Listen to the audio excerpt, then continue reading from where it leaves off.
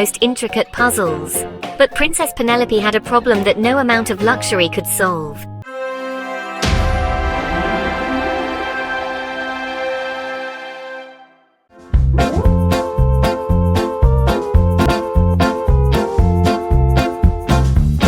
Princess Penelope lived in a grand palace, surrounded by opulence and splendor. She had a beautiful room full of toys, from the finest dolls to the most intricate puzzles. But Princess Penelope had a problem that no amount of luxury could solve. She was a very picky eater, turning her nose up at anything green. She refused to eat her peas no matter how they were prepared. Mashed potatoes? No thank you. She wouldn't even touch them. Yuck, she would say, pushing her plate away with a look of disgust. The king and queen were deeply worried about their daughter's eating habits. They wanted their daughter to be healthy and strong, just like any loving parents would. They tried everything to make her eat her vegetables, from gentle persuasion to creative cooking. They even tried to hide them in her favorite pasta, hoping she wouldn't notice. But Penelope was too clever for that trick. She could spot a hidden pea from a mile away, no matter how well it was concealed. She often dreamed of a magical planet made entirely of pizzas and cakes where vegetables didn't exist. A place with no vegetables at all, just endless treats and delights to satisfy her picky palate. Penelope loved reading books about space. She dreamt of flying amongst the stars. She imagined a planet made entirely of pizza. She would bounce on marshmallow clouds and swim in rivers of chocolate. If only I could find a planet made of all my favorite foods, she sighed.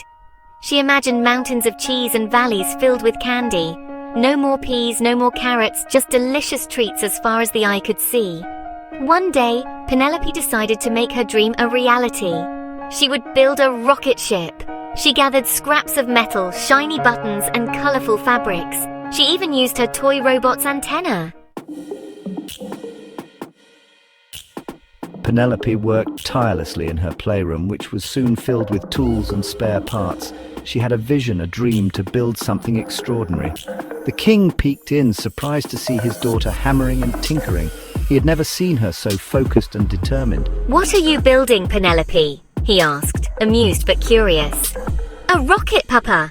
Penelope exclaimed, her eyes sparkling with excitement. A rocket to find the tastiest planet in the universe. She had always dreamed of exploring the stars and tasting the wonders of space. The king chuckled, but he was secretly impressed by his daughter's creativity. He decided to help, knowing this project was special. They worked for days, attaching, tightening, and painting. Each part of the rocket was carefully crafted with love and imagination.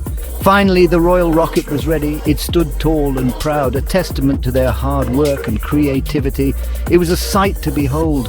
A colourful hodgepodge of Penelope's imagination. Every detail reflected her dreams and aspirations. With a whirring sound and a puff of smoke, Princess Penelope blasted off into the vastness of space.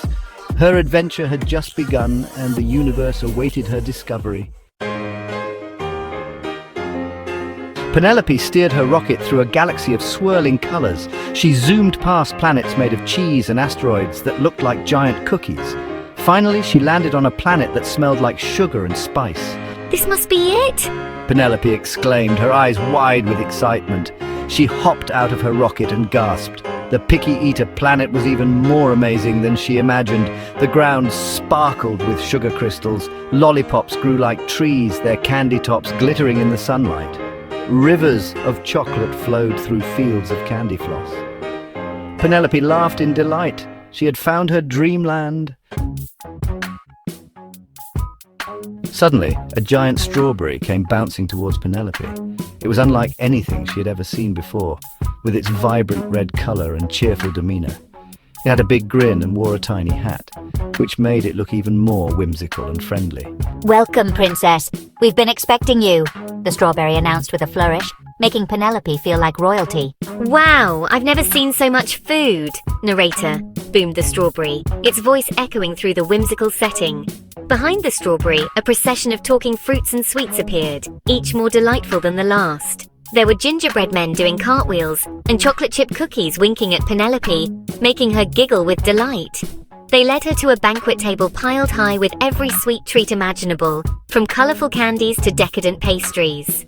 Penelope had never seen so much food. It was a feast fit for a queen, and she couldn't wait to dig in.